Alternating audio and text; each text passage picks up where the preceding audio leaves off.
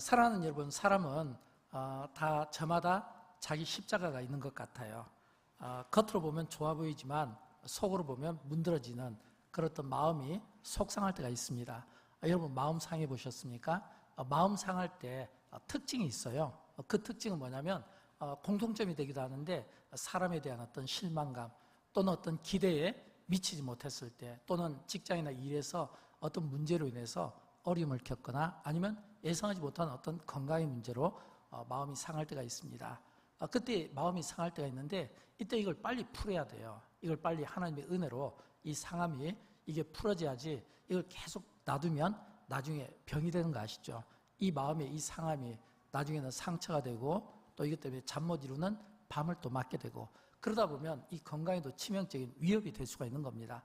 저는 여러분 축복합니다. 할 수만 있으면 저와 여러분 우리가 사는 동안 하나님 앞에 건강하게 살았으면 좋겠고, 또 우리 모든 분들이 또 건강의 복을 누리기를 진심으로 축복합니다. 이런 건강의 삶을 우리가 살아야 되지 않겠습니까? 근데 가만히 보면 이런 이 마음이 상하고 이런 속상한 것은 오늘 우리 시대만의 문제는 아닌 것 같아요. 왜냐하면 지금부터 한 3,500년 전 이렇게 거꾸로 거슬러 올라가면 모세 시대 때 이스라엘 백성들이 광야 생활 때도 그들에게도 마음이 상했던 적이 있는 것 같아요. 한번 우리 본문을 보도록 할까요? 오늘 본문 4절이 바로 그 말씀이거든요. 우리 같이 한번 읽어보도록 합니다. 백성이 호르산에서 출발하여 홍해 길을 따라 에돔 땅을 우회하려 하였다가 길로 말미암아 백성의 마음이 상하니라. 여기도 보니까 백성의 마음이 상하니라 이렇게 되어 있거든요. 자, 여러분 여기서 이스라엘 백성이 왜 마음이 상했냐면 두 가지입니다. 두 가지 뜻이 있어요. 첫째는 이 본문의 앞뒤 정황을 보면 혼돈과 결핍 때문에 그들이 마음 상한 것을 봅니다. 왜냐하면 오늘 이 본문의 배경이 이스라엘 백성들이 광야 생활 거의 한 40년 가운데 한 38년 정도 끝자락에 와 있는 상태거든요. 또 뿐만 아니라 여기 보면 호르산 그리고 에돔 땅이 나오는데, 이 호르산과 에돔 땅은 지금 어떤 상황이냐면 딱 눈앞에 가나안 땅이 보이는 거예요. 맞은편에 딱 가나안 땅이 보여요. 딱 맞은편에 가나안 땅이 보이니까 이스라엘 백성들이 마음만 먹으면 눈앞에 딱 이 가나안 땅이 보인다는 것은 걸어서 하루길이면 충분히 갈 수 있는 길이거든요. 그런데 걸어서 하루길만 갈 수 있는 이 길을 가지를 못한 거예요. 왜냐하면 이 에돔의 왕이 딱 길을 막는 거예요.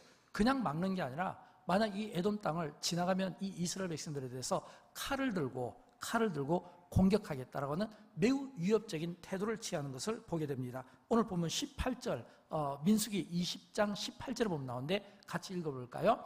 에돔 땅이 대답하되 너는 무리 가운데 지나가지 못하리라. 내가 칼을 들고 나아가 너를 대적할까 하노라. 아멘. 자, 여기 보니까 이 에돔 왕이 딱 이야기인데 너희 무리가 절대로 너는 우리 가운데 지나가지 못한다. 이 이야기는 에돔 땅만 딱 지나가면 바로 가나안 땅이거든요. 하루길이에요. 근데 지나가지를 못해요. 그래서 지나가지를 못해서 결국은 이 길을 갖다 우회하는 거예요. 우회하는데 그렇게 해서 얼마나 기간을 머무냐면 2년 정도 머뭅니다. 그렇다면 이 백성들의 마음이 상할 수 있죠. 이 백성들의 마음이 왜 상하냐면 막 혼돈이 일어날 거예요. 그냥 눈앞에 보이는데 왜 이 땅을 못 건너가게 하지? 근데 왜 하나님께서 이 땅을 막으시지? 라고 하는 이런 혼돈스러운 이런 일이 일어날 수 있다는 겁니다. 그런데 여러분 왜 하나님께서 이렇게 막게 될까요? 우리가 이 이스라엘 백성들의 40년 광야 생활을 보면 거기에서 전쟁에 승리한 적도 있잖아요. 미디안 광야에서 아말렉과 싸워서 멋진 승리도 있었는데, 근데 하나님께서 이 전쟁을 막으시는 것은 이 에돔 족속 때문입니다. 왜냐하면 이 에돔 족속은 이 이스라엘 백성들과 보면 이게 에돔 족속은 에서의 후예거든요. 에서의 후예고 또 이스라엘 백성들은 또 야곱의 후예고, 에서와 야곱이 쌍둥이 형제잖아요. 우리가 어떤 문제 앞에서 어떤 싸워야 될 상황이 되면 우리는 결정을 해야 돼요. 우리는 잘 지혜롭게 우리가 구분할 수 있어야 돼요. 지금 내가 싸워서 경쟁해서 이겨야 될 상대인지, 아니면 우리가 품고 사랑해야 될 형제고 우리가 돌봐주고 보호를 해줘야 될 형제인지. 적어도 하나님께서 보실 때 이 에돔 족속은 이스라엘 백성들에게 경쟁의 대상이 되면 안 된다고 하는 겁니다.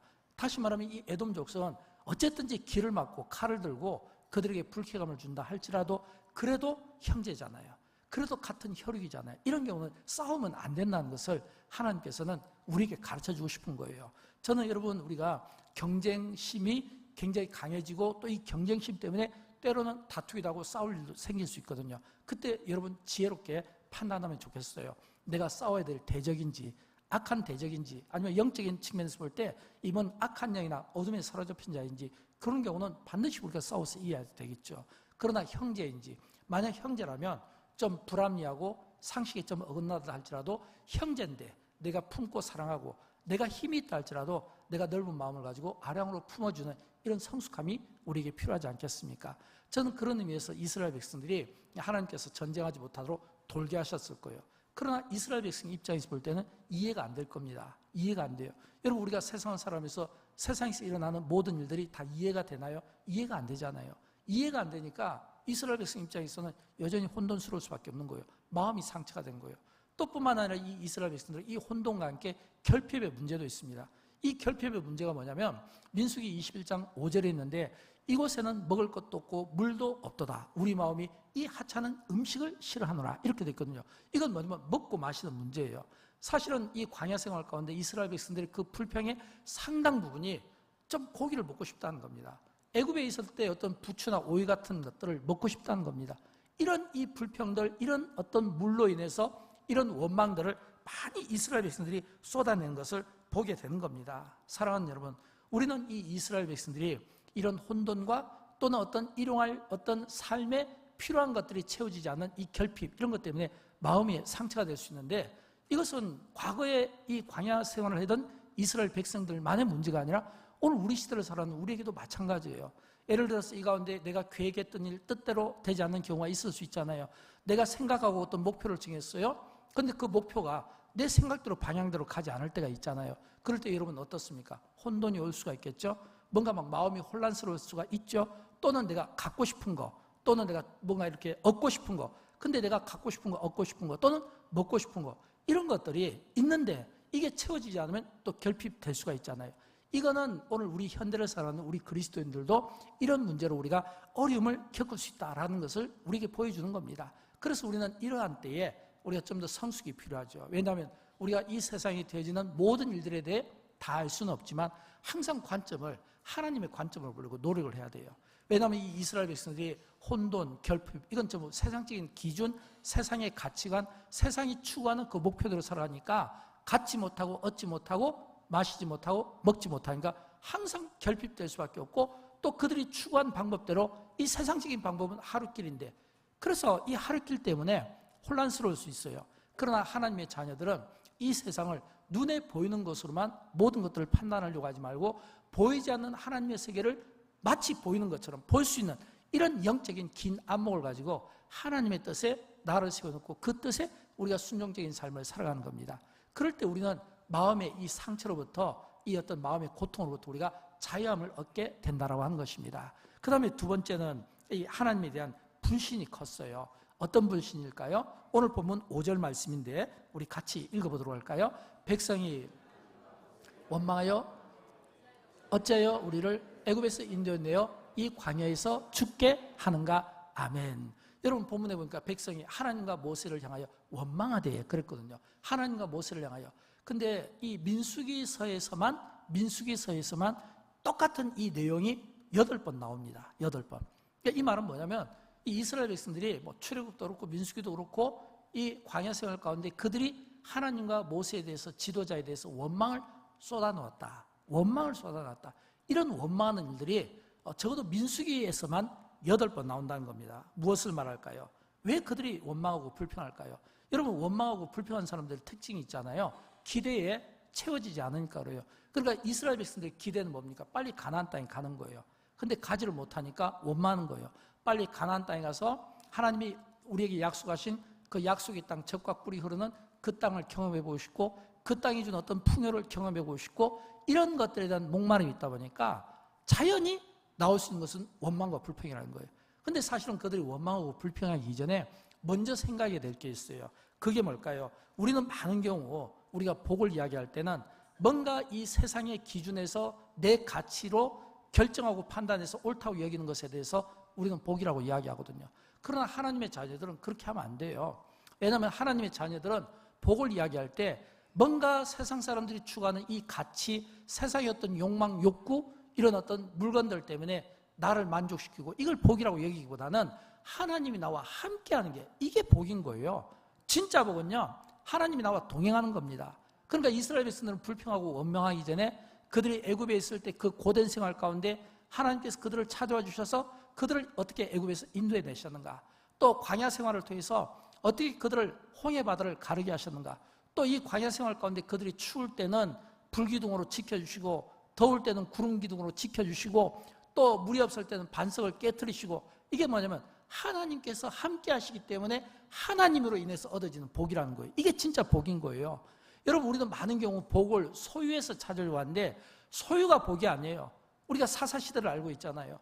이 이스라엘 백성들이 그들이 그처럼 목말랐던 가나안 땅을 건넜지만, 그러나 그들이 사사시대를 맡게 된 것은 하나님이 떠났기 때문 아닙니까? 여러분, 그런 것처럼 진짜 복은 어떤 환경이나 장소가 아니라 내가 어디에 있든, 내가 무엇을 하든 내가 머문 이곳에 주님이 나와 함께 하시는가, 내가 그 주님의 임재 가운데 있는가, 내가 주님의 그 손에 내 인생을 포개고 내가 그분의 인도하심 가운데 사는 거 아닌가, 여기에서 진짜 복은 결정되는 거예요. 저는 여러분의 평생에 이런 축복이 있었으면 좋겠어요. 여러분이 어디에 있든지 여러분의 평생에 주님이 여러분과 함께 하시고, 어떤 상황 가운데 있든지 여러분이 고아처럼 홀로 있는 것이 아니라 주님이 여러분을 붙들어 주시고 여러분의 눈에 눈물을 닦아주시고 여러분의 상한 마음을 어루만져 주시는 그 은혜가 여러분의 생애 동안 영원토록 있게 되기를 주님의 이름으로 축원드립니다. 이런 은혜가 우리에게 필요한 겁니다. 여러분, 왜일까요? 이 많은 경우 사람들은 불평할 때 보면, 이 지금 이스라엘 백성들이 불평하잖아요. 우리가 이 이스라엘 백성들이 불평하고 우리가 불평할 때 우리가 기억해야 되는 게 있어요. 그게 뭐냐면 하나님이 들으신다는 겁니다. 우리는 많은 경우 이야기할 때, 사람끼리 이야기할 때 입을 가리고 이야기해요. 주변을 살펴요. 왜일까요? 왜 입을 가리고 주변을 살핍니까? 나의 이야기가 다른 사람에게 들리면 안 되는 거예요. 나의 이야기가 다른 사람에게 들리지 않도록 주의를 하는 거예요. 근데 왜 그렇게 옆에 있는 사람은 의식하고 옆에 있는 사람은 의식하면서 왜 하나님은 의식하지 않을까요? 여러분, 하나님은 우리의 모든 이야기를 듣습니다. 우리의 긍정의 이야기도 듣지만 우리의 부정적인 이야기도 들어요. 우리의 믿음의 이야기도 듣지만 우리의 불신앙적인 이야기도 듣는다는 거예요. 그러니까 우리가 하나님 앞에 믿음으로 반응하고 믿음으로 이야기하고 긍정의 이야기를 하면 그 믿음으로 이야기한 만큼 그 믿음의 복이 그대로 받게 될 줄로 믿습니다. 그러나 만약 우리가 부정적으로 이야기하면 어떻게 될까요? 여러분, 사람끼리도 부정적인 이야기를 하면 안 돼요. 하나님이 들으시니까. 근데 하나님 앞에서 부정적인 이야기를 하면 어떻게 될까요? 하나님을 원망하고 지도자를 원망하면요, 하나님께서 징계를 하셔요. 오늘 본문에 보면 그 징계의 내용이 본문 6절에 보면 나오잖아요. 6절을 읽어보도록 할까요? 여호와께서 불뱀들을 백성 중에 보내어 백성을 죽은 자가 많은지라. 아멘. 여러분, 저는 이 6절 말씀 보면서 이런 생각을 합니다. 우리가 말 조심해야 되겠다. 말 조심해야 되겠다. 왜요? 5절에서 이스라엘 백성들이 하나님을 원망하고 지도자를 원망하니까 6절에서 하나님께서 바로 이스라엘 백성들에게 불뱀을 보냈잖아요. 백성들을 막 물게 했잖아요. 그 가운데 죽은 자가 나왔다고 했잖아요. 많다고 했잖아요. 여러분, 이것은 뭐냐면 우리가 하나님 앞에 말 조심해야 되는 거예요. 사람 앞에서도 말 조심해야 되지만 하나님 앞에서. 저는 이 6절 말씀이 이렇게 들려요. 우리가 하나님 앞에서 함부로 입으로 범죄하면 어떻게 된다는 것을 이 6절 말씀을 통해서 우리에게 지금 예표로 보여주는 그런 느낌을 받지 않을 수가 없다라고 하는 겁니다. 깨달아야 되는 거예요. 더 중요한 것은 우리가 불평하고 원망하는 인생이 아니라 감사하는 인생으로 살아야 되는 겁니다. 왜요? 여러분, 예를 들어서 이스라엘 백성들이 지금 그들이 38년 동안 걸었는데 뭐 2년 더 걷는다고 해서 그들이 문제가 되겠습니까? 또 그들이 예를 들어서 배가 고프면, 먹을 것이 없다면 그것 때문에 죽습니까? 많이 걸으면 죽나요? 그들이 물이 없으면 죽나요? 그건 아니잖아요. 하나님께서 그렇게 하실 때는 거기에 맞는 하나님의 보이지 않는 그 손길과 계획이 있다는 것을 우리가 볼 수 있는, 이런 영적인 안목이 있을 때 우리는 이 험한 세상을 우리가 헤쳐나갈 수 있지 않겠습니까? 많은 경우 우리가 인생은 해석이라고 했는데 우리가 해석이 정말 중요한 것 같아요. 왜냐하면 우리가 잘못된 해석, 이스라엘 백성들을 불평하고 원망한 것은 그들의 잘못된 해석이잖아요. 이런 이 잘못된 해석이 어떤 결과를 갖게 된다는 것을 오늘 본문은 우리에게 보여주고 있는 겁니다. 그러나 한편으로는 그럼에도 불구하고 하나님은 여전히 이스라엘 백성들을 사랑하시고 여전히 그들에 대해서 회복을 약속하시고 또 그 회복을 위해서 하나님께서 하시는 방법 또한 있음을 우리에게 보여주고 있는 겁니다. 이 말은 우리가 죄를 짓고 우리가 하나님 앞에 불순종하고 우리가 하나님 앞에 언어 생활을 바르게 쓰지 못한다 할지라도 그럼에도 불구하고 하나님은 그것과 관계없이 하나님의 택하신 자녀에 대해서 그 약속을 신실하게 이행하시는 하나님이심을 우리에게 보여주는 거예요. 그래서 하나님이 좋으신 분입니다. 그래서 하나님이 사랑이 많으신 분입니다. 그래서 하나님이 우리에게는 꼭 필요하다는 것을 믿으시기 바랍니다. 그래서 하나님이 꼭 필요한 거예요. 여러분 오늘 9절 말씀을 볼까요? 저는 이 9절 말씀이 그 죽어가는 그 이스라엘 백성들을 처방하시고 살리시는, 정말 그 회복시키시는 하나님의 그 큰 사랑을 저는 이 9절에서 저는 고백하지 않을 수가 없는 거예요. 왜일까요? 우리 같이 읽어보도록 합니다. 모세가 놋뱀을 만들어 장대 위에 뒀다니 뱀에게 물린 자가 놋뱀을 쳐다본 즉 모두 살더라. 아멘. 그렇거든요. 모세가 놋뱀을 만들어서 장대 끝에다 딱 달았는데 뱀에게 물린 자들이 이 놋뱀을 쳐다보면서 모두 살더라. 다 살았더라. 이런 뜻이거든요. 여러분 여기에서 왜 하나님께서 모세로 하여금 이렇게 이 놋뱀을 이 장대 위에 놋뱀을 만들어서 쳐다보게 하셨을까요? 두 가지 이유가 있습니다. 첫째는 이 놋뱀을 보게 하신 것은 순종 훈련입니다. 여러분 이스라엘 백성들의 이 40년 광야 생활은 어떤 의미로 보면 순종 훈련입니다. 그들이 떡으로 사는 인생이 아니라 여호와의 입에서 나오는 말씀으로 사는 인생의 훈련을 받게 하기 위함이었습니다. 근데 이 순종 훈련이 이스라엘 백성들이 40년 광야 생활 가운데 계속해서 실패하는 거예요. 이스라엘 백성들이 불평하고 원망했다는 것은 이게 무슨 말일까요?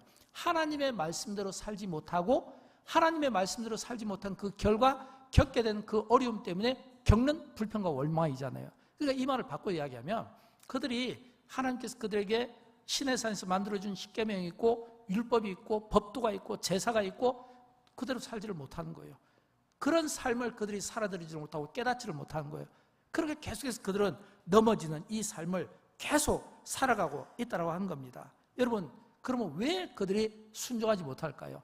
사실 하나님께서 이스라엘 백성들에게 제시한 그 삶은 너무 쉽습니다. 너무 단순해요. 어떤 의미로 보면 좀 상식적이지 못한 일이에요. 그 한가운데가 지금 이 놋뱀 사건이잖아요.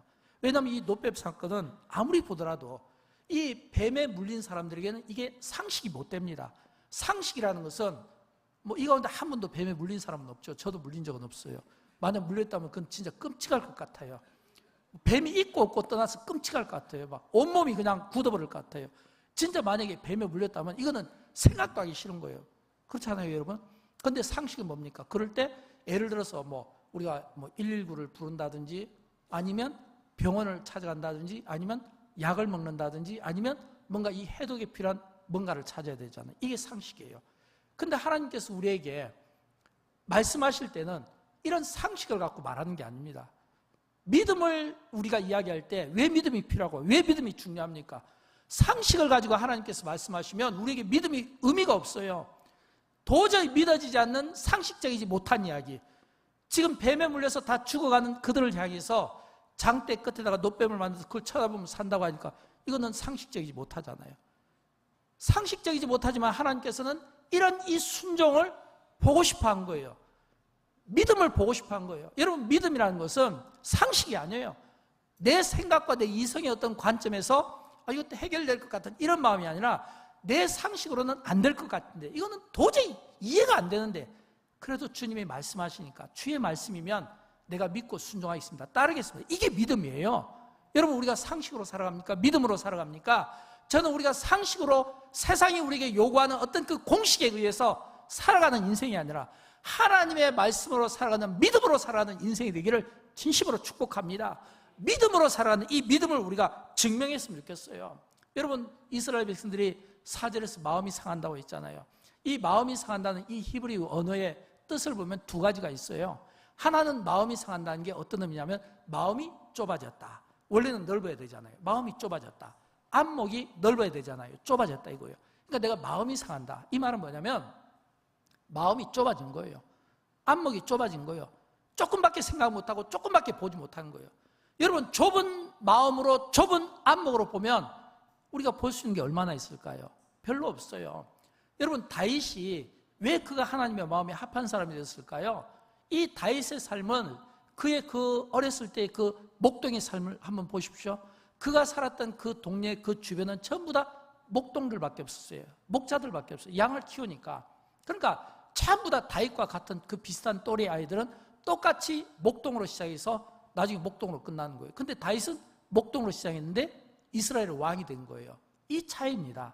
그러면 왜 목동으로 시작해서 목동으로 끝나는데 왜 다윗은 목동으로 시작해서 그가 이스라엘의 왕이 되었겠나라고 하는 겁니다. 이게 안목의 차이인 거예요.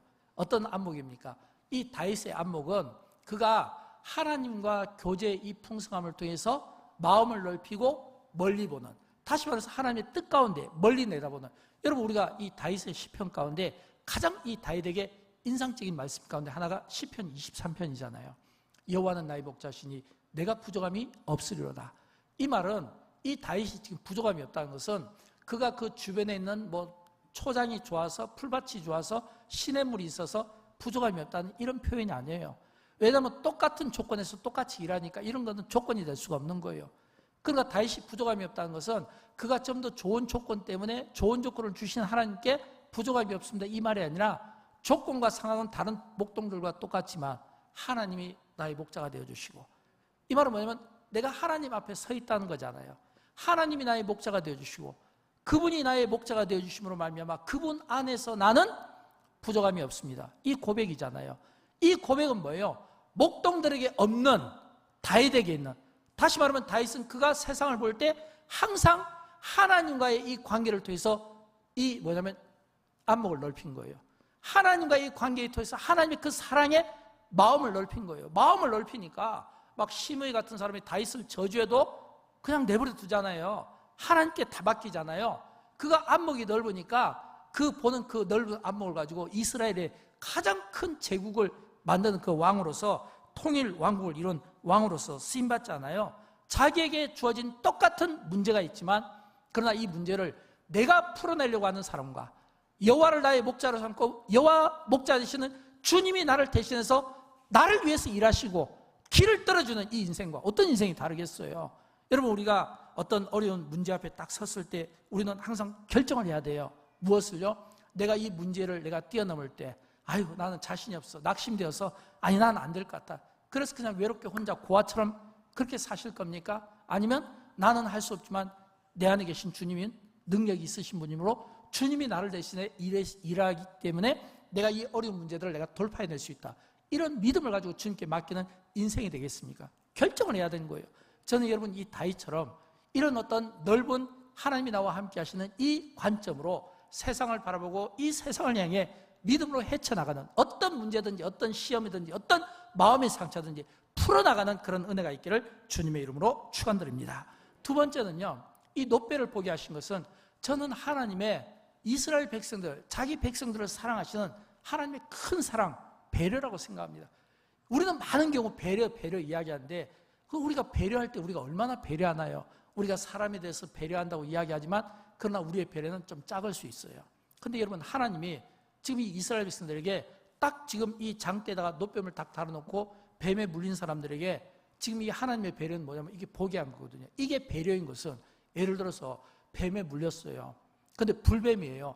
아마 독이 있을지 몰라요. 근데 물린 사람들에게 아마 하나님께서 야 여기서 한 10km쯤 가면 엘림이 나와. 아마 거기 가면 엘림에 가면 좋은 물들이 많을 거야.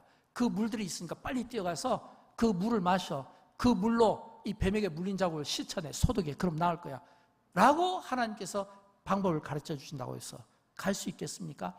여러분 때로는 우리가 어떤 방법을 알아도 갈 수 없을 때가 있어요. 가지 못해요. 어떻게 뱀에게 물린 사람이 그 먼 거리를 달려갈 수 있겠습니까? 어떻게 뱀에게 물린 사람이 그 먼 거리를 걸어갈 수 있겠습니까? 그러나 달려갈 수 없고 걸어갈 수는 없지만 그러나 누워서 쳐다보는 건 누구나 할 수 있잖아요. 그렇죠? 내가 지금 다 죽어가더라도 몸에 복통을 일으키든 아니면 어디가 아프다고 막 자꾸 늘어지든 아니면 지금 내가 신음을 하든 그래도 이 주의 말씀이 이 장대 위에 있는 이 놋뱀을 보라고 하니까 그냥 보기만 하면 낫는다고 하니까 볼 수는 있잖아요. 이게 믿음이에요. 믿음은 우리의 상식으로 결정하는 게 아니에요. 믿음은 내가 가진 어떤 지식으로 결정하는 게 아니에요. 하나님의 말씀이면 그냥 그 말씀을 그냥 믿고 순종할 때 그 믿음이 능력이 되고 그 순종하는 그 믿음이 여러분의 삶을 기적으로 만들어준다는 사실을 믿으시기 바랍니다. 이런 은혜가 오늘 우리에게 필요하고 이 은혜의 삶을 우리에게 살아야 되는 거예요. 여러분 예수님께서 공생 기간 중에 이 놋뱀 사건을 가지고 요한복음 3장에서 이렇게 말씀해 주셨잖아요. 요한복음 3장 14절부터 16절까지인데 이 말씀을 어떻게 말씀하는지 너무 잘 아는 말씀이지만 우리 같이 한번 읽어보도록 합니다. 모세가 광야에서 인자도 들려야 하리니 이는 그를 믿는 자마다 영생을 얻게 하려 하심이니라. 하나님이 세상을 이처럼 사랑하사 독생자를 주셨으니 이는 그를 믿는 자마다 멸망하지 않고 영생을 얻게 하려 하심이라. 아멘. 굉장히 중요한 복음적인 말씀이죠. 왜일까요? 이 모세 시대의 그 광야에서 그 뱀에 물린 모든 자들이 그 장대 위에 놋뱀을 이렇게 만들어 놓고 이 놋뱀을 쳐다본 사람들이 다 그 병에서 치유함을 받은 것처럼 오늘 죄의 뱀에 물린 모든 자들이 그리스도께서 지신 이 십자가를 바라보는 자들은 그 모든 죄의 짐에서 사함을 받고 용서를 얻고 치료가 된다는 이런 회복의 약속을 주님이 해주시는 겁니다. 여러분, 우리가 십자가를 바라볼 때 어떤 마음으로 봅니까? 우리가 십자가를 볼 때는 우리를 위하여 희생해 주시고 우리를 위하여 십자가에서 죽어주시고 피 흘려주신 그 큰 사랑, 그 사랑이, 그 예수 그리스도의 그 희생과 그 고귀한 사랑이 오늘 저와 여러분에게 뭐예요? 나음을 얻게 하고 영생과 구원을 준 겁니다. 그리고 성경은 우리에게 무엇을 요구할까요? 믿으라고 하잖아요. 주 예수를 믿으라! 믿으라고 하잖아요. 너무 쉬워서 어떤 사람은 믿으면 되는데 이게 너무 쉬우니까 믿지를 못한 거예요. 어떤 행위를 가지고 공로를 가지고 뭔가 이렇게 상벌을 가지고 자꾸 이 구원을 이야기하고 싶어 하는데 성경은 우리에게 그렇게 말하지 않아요. 구원은 예수 그리스도를 믿음으로 얻어진다고 이야기하고 있습니다. 너무 쉽지만 그러나 이 쉬운 것이 사실은 우리 모두를 믿게 하고 모두를 구원케 하시는 하나님의 큰 배려인 것을 믿으시기 바랍니다. 이런 이 깨달음이 필요하지 않을까요? 여러분, 우리가 설교를 듣는 것도 중요하고 우리가 제자훈련을 통해서 성경 공부하는 것도 중요해요. 근데 더 중요한 것은 우리가 배운 것만큼 그 이상으로 우리가 깨닫는 것이 중요하고 그 깨달은 것을 우리의 삶에서 적용함으로 풀어내는 것이 더 중요해요. 아무리 우리가 하나님의 말씀을 많이 듣는다 하더라도 듣는 것으로 끝나면 안 돼요. 반드시 이 하나님의 말씀을 들으면 이 들음을 통해서 우리에게 어떤 깨달음의 은혜가 있어야 된다는 거예요. 저는 그런 의미에서 이 이스라엘 백성들이 이 뱀에게 물리는 이 사건을 통해 그들은 큰 깨달음을 가졌다고 생각합니다. 왜일까요? 여러분, 예를 들어서 우리가 자녀를 키울 때 자녀들이 아빠 엄마에게 서운한 마음이 많잖아요. 우리 아빠 엄마는 막내밖에 모르는 것 같아. 아빠 엄마는 큰애밖에 모르는 것 같아. 언니밖에 모르는 것 같아. 동생밖에 모르는 것 같아. 여러분, 그러다가 이 자녀들이 언제 깨닫나요? 아빠 엄마는 우리를 똑같이 사랑하셔. 아빠 엄마는 처음부터 우리를 사랑하셨어. 그런데 똑같이 사랑하셨는데 어떤 그 과정을 통해서 잠깐 오해가 있었던 것이지 항상 부모는 그 자녀에 대해서 동일한 사랑이잖아요. 이스라엘 백성들도 마찬가지예요. 오늘 이 본문 말씀은 우리에게 들려주고 싶어 하는 거예요. 여러분, 오늘 이 이스라엘 백성들이 보십시오. 그들이 자기들이 원했던 가나안 땅을 목전에 두고 하루길이면 갈 수 있는 이 길을 이 에돔 왕의 이 거절로 인해서 돌아가야만 했습니다. 마음이 상해했어요. 그래서 그 마음 상한 것 때문에 하나님께 원망하고 불평했어요. 이게 인간의 본성입니다. 죄된 본성은 그런 거예요. 근데 죄된 본성은 이처럼 하나님에 대해서 원망하고 불평하는데 그 원망하고 불평하는 그 그 원망하고 불평하는 그들에 대해서 그러면 하나님은요, 가만히 있으셨을까요? 여러분, 이 구약시대의 하나님은 이스라엘 백성들이 잘못했을 때 징계하십니다. 왜냐하면 깨닫게 하시는 목적으로요. 우리도 마찬가지예요. 우리가 살아가다 어떤 삶에 문제가 있고 어려움이 있으면 이것 때문에 원망하고 불평하기 전에 하나님이 나를 뭔가 깨닫게 하시려고 이런 사인을 주셨는가? 자기 자신을 좀 돌아보세요. 하나님의 말씀 앞에 놓고 말씀의 거울 앞에 내 자신을 정직하게 한번 돌아보는 이런 믿음의 성숙함이 필요한 거예요. 저는 이 이스라엘 백성들이 그런 면에서 깨달았다고 생각해요. 아니, 하나님께서 아마 이렇게 우리에게 들려주고 싶은 거예요. 내 백성들을 봐라. 저들이 저렇게 원망하고 불평하고 마음 상했잖아. 그런데 깨달았잖아. 나는 저래서 내가 저들을 버릴 수 없어. 내 백성들을 보라. 칭찬하고 싶어하는 마음을 우리에게 보여주고 있는 거예요. 어디에서 나올까요? 오늘 보면 7절에 보면 바로 그런 내용이거든요.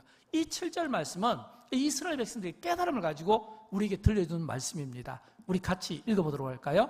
백성이 모세에게 이르러 말하되 우리가 여호와와 당신을 향하여 원망함으로 범죄하여 싸우니 여호와께 기도하여 이 뱀들을 우리에게서 떠나게 하소서. 모세가 백성을 위하여 기도하며 아멘. 여러분, 이 말씀은 기가 막힌 말씀이에요. 저는 이 말씀이 하나님께서 이 말씀을 보면서 굉장히 기뻐하셨을 것 같아요. 왜일까요? 여러분, 부모가 우리 자녀들을 키우면서 제일 기쁠 때가 언제일까요? 자녀들이 깨달을 때잖아요. 아이들이 깨달으면 기쁘잖아요. 이 교회 학교 선생님들이 아이들에게 하나님의 말씀을 가르칠 때 언제 기쁜가요? 깨달을 때, 그 말씀을 깨닫고 그 말씀대로 살 때 기쁘잖아요. 오늘 본문 7절은 이 이스라엘 백성들이 지금 뭐라고 이야기합니까? 두 번째 줄에 보면 원망하여 범죄하였사오니 이거거든요. 우리가 여호와와 당신을 향하여 원망함으로 범죄하였사오니, 저는 우리가 하나님 앞에 이런 모습을 보였으면 좋겠어요. 여러분이 원망함으로 범죄했다는 이 이야기를 하나님 앞에서, 모세 앞에서 원망했습니다, 범죄했습니다, 이건 지금 용서를 구하는 겁니다. 이거는요 지금 회개하는 거예요. 회개하는 거예요. 우리가 하나님 앞에 이렇게 마음이 상해가지고 그 기분 나쁜 마음 때문에 하나님 앞에 이렇게 불평하고 원망했더니 하나님의 불뱀으로 우리에게 징계하셨는데 우리 때문에 그래, 우리가 잘못한 거야. 여호와와 당신을 향하여 원망함으로 범죄하였사오니, 회개를 지금 드리고 있다는 겁니다. 우리는 항상 우리의 신앙생활 할 때, 우리가 예배 드리고 기도할 때마다 이런 회개 기도가 필요해요. 또 이렇게 회개하고 그 다음 뭐라고 됐습니까? 모세에게 이야기합니다. 모세여, 우리를 위해서 기도해 주십시오, 이거예요. 가장 건강한 교회 공동체의 모습이고 가장 건강한 하나님 나라의 공동체의 모습은 바로 이렇게 돼야 돼요. 하나님의 말씀이 깨달아지면 그 말씀 앞에 우리가 할 수 있는 건 뭐예요? 우리가 할 수 있는 것은 회개입니다. 왜요? 우리 안에 죄된 본성이 있잖아요. 우리는 하나님의 말씀으로 산다고 하지만 여전히 우리는 세상의 가치가 나에게 중요합니다. 세상의 그 가치 가운데 성공이 있어요, 부유함이 있어요, 풍요가 있어요, 건강이 있어요. 이런 것들이 너무 중요해요. 세상의 가치로 살아가다 보니까 우리가 죄를 안 지을 수가 없는 거예요. 그래서 우리는 늘 그때보다 깨달아야 돼요. 하나님께 범죄했습니다, 지도자께 범죄했습니다. 그래서 내가 깨닫습니다. 이건 뭐냐면 회개거든요. 범죄했습니다. 하나님 앞에 우리가 잘못한 것에 대해서 정직하게 용서를 구하고 우리의 범죄를 정직하게 고백할 수 있으면 그 인생은 축복된 인생인 거예요. 그렇게 살지 못하는 게 문제지, 이렇게 살면 괜찮은 거예요. 내가 아무리 어렵고 내가 시련을 겪고도요, 깨닫고 하나님 앞에 회개하면 그 인생은 진짜 축복된 인생이에요. 더 축복된 인생은 우리가 회개합니다. 모세에게 우리를 위해서 기도해 주십시오. 이 말은 뭐냐면 지도자에게 지금 우리를 위해서 기도해 주십시오. 우리도 회개합니다. 지도자에게 우리를 위해서 기도해 주십시오. 가장 건강한 교회 공동체 모습은 이 모습이에요. 예를 들어서 교회 안에서 어떤 문제를 가지고 우리가 회개하고 또 지도자에게 우리를 위해서 좀 기도해 주십시오, 나를 위해서 기도해 주십시오, 중보기도잖아요. 이런 이 건강한 이 공동체, 그러니까 이런 이 모습을 보고 하나님이 기뻐하시지 않겠습니까? 그들이 그냥 노뱀을 쳐다본 게 아니에요. 우리가 생각할 때는 그냥 막 정말 마지못해서 제 죽게 됐으니까 쳐다본 게 아니라 그들이 노뱀을 보기 전에 과정을 보면 마음이 상해있어요. 하나님에 대해서 원망했어요. 불뱀이 쳐들어왔죠. 그들을 물었어요.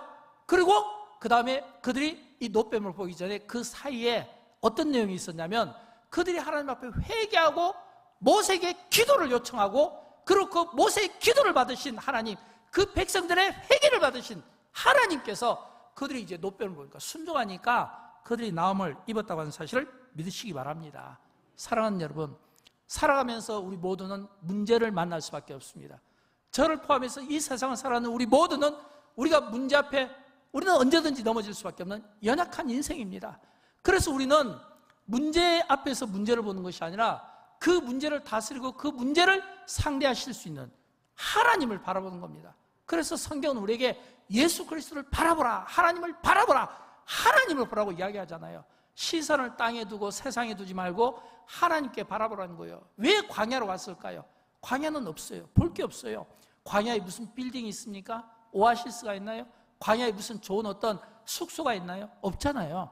광야는 아무것도 없어요. 그래서 아무것도 없기 때문에 그들은 이 광야에서 하나님을 바라보는 이 훈련이 계속해서 필요했다는 겁니다. 구름을 보면서 그 구름 가운데 임하신, 임재 가운데 서신 그 하나님 앞에 내가 서 있는 겁니다. 불기둥 앞에 그 임재 가운데 서신 내가 하나님 앞에 서 있는 겁니다.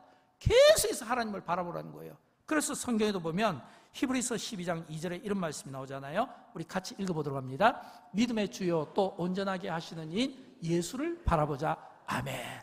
예수를 바라보자. 예수를 바라보자. 여러분, 왜 우리가 예수를 바라봐야 될까요? 예수님은 우리의 상처를 싸매시는 분이십니다. 예수님은 우리의 죄를 대신해서 죽어주셨으므로 우리가 예수님을 바라보고 예수 안에 거하기만 하면 예수를 믿음으로 말미암아 우리의 죄가 용서받고 구원과 영생을 받게 된다는 사실을 믿으시기 바랍니다. 이 은혜가 내 안에 있으면 우리는 아무리 마음이 상한 일을 만나도 우리는 그 마음 상한 일 때문에 낙심하지 않습니다. 그 때문에 우리는 쓰러지지 않습니다. 중요한 것은 내가 어디에 서 있는가, 지금 내가 이 세상 한가운데 어디에 서 있는가, 이걸 내가 볼 수 있어야 돼요. 여러분 어디에 서 있습니까? 제가 이제 이렇게 집에서 이제 우리 집사람과 함께 영화를 봅니다. 근데 그 영화가 무서운 영화예요. 공포 영화예요. 막 귀신이 나오고요, 드라큘라가 나오고요, 무섭거든요. 근데 저는 안 무서워요. 묻습니다. 왜 안 무서워하냐고. 무서워야지, 이 상황에서. 저는 그 영화의 끝을 알고 있잖아요. 여러분, 영화의 끝을 아는 사람은 아무리 무서운 영화를 봐도 무섭지가 않습니다. 왜냐하면 그 무서운 장면은 그게 결말이 아니고 과정이거든요. 끝은 조용하게 행복하게 끝나는 거예요. 여러분, 우리가 어디에 섰는가라고 할 때 내가 인생에 어디에 섰는가 참 중요한 것 같아요. 여러분, 우리 인생의 끝이 어딜까요? 인생의 끝은 하나님의 나라입니다. 우리의 인생의 끝은 하나님의 나라예요. 그러니까 우리는 이미 이 땅에 임한 이 하나님의 나라를 그 끝에서 내가 이미 누리면서 살아가는 거예요. 똑같은 인생을 살아도 하나님의 나라를 그 끝에 서서 그 하나님의 나라와 그 임재 가운데 내가 이미 임한 이 하나님의 나라를 내가 소유하면서 살아가는 인생과 하나님 없이, 하나님 나라 없이 살아가는 이 인생은 차이가 있는 겁니다. 그래서 우리는 실패하는 사람들을 향해서 그 실패를 끝으로 보면 안 돼요. 예를 들어서 베드로가 막 예수님 앞에서 덤벙덤벙 했잖아요. 막 이렇게 믿음 없는 행동들을 많이 했죠. 또 막 예수님을 막 부인했잖아요. 그래서 베드로의 그 인생이 그게 결말입니까? 그거는 결말이 아니에요. 끝이 아니에요. 제자가 되기 위한 과정인 겁니다. 끝은 아름다운 인생으로 바뀌게 되잖아요. 모든 우리의 삶은 마찬가지입니다. 내가 지금 마음이 상해 있습니까? 어떤 두려움 속에 살아가고 있나요? 여러분, 이 두려움이 내 인생을 끝나게 하는 게 아니에요. 내 인생이 종말이 아니에요. 이게 내 인생의 끝이 아니라 하나님께서 내 인생을 다듬어 가시고 내 인생을 성숙하게 하시는 하나의 과정이기 때문에 끝이 아니라 내 인생의 끝은 나는 이미 하나님 나라에 가 있는 거예요. 이걸 기억하고 사는 인생은 우리가 어떤 상황 가운데서도 절대 우리가 넘어지지 않는다라고 하는 것입니다. 여러분, 실패가 두려우십니까? 마음에 상처가 있어서 아프십니까? 또는 어떤 그 고난이 막 이렇게 괴롭습니까? 이런 것들은요, 나 인생을 끝나게 하는 게 아니에요. 실패, 고난, 아픔, 상처 이런 것들은요, 내 인생을 끝나게 하는 게 아니라 이게 내 인생의 결론이 아니라 하나님은 그런 과정들을 통해서 우리를 하나님 나라의 든든한 이런 어떤 믿음직스러운 이런 정말 우리 하나를 세상이 감당하지 못한 이런 믿음의 사람들로 만들어가는 과정에 저와 여러분이 서 있다고 하는 사실을 믿으시기 바랍니다. 우리 모두는 다 하나님의 그 과정 가운데 있는 겁니다.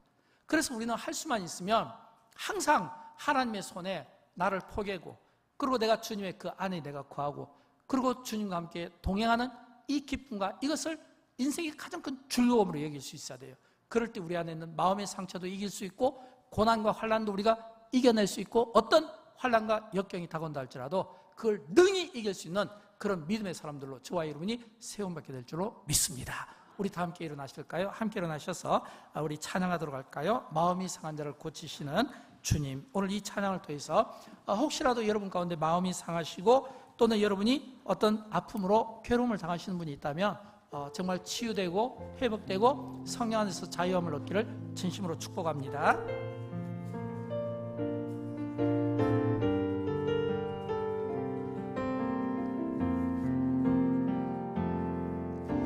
마음이 상한 자를 고치시는 주님, 하늘의 아버지 말씀하소서. 주의 길로 인도하사 자유케 하소서. 새 일에 하사 분케 하소서.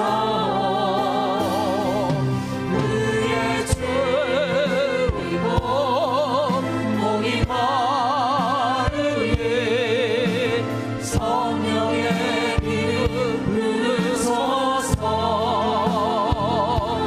그의 주이고 목이 마르니 내 잔을 채워 주소서. 성령으로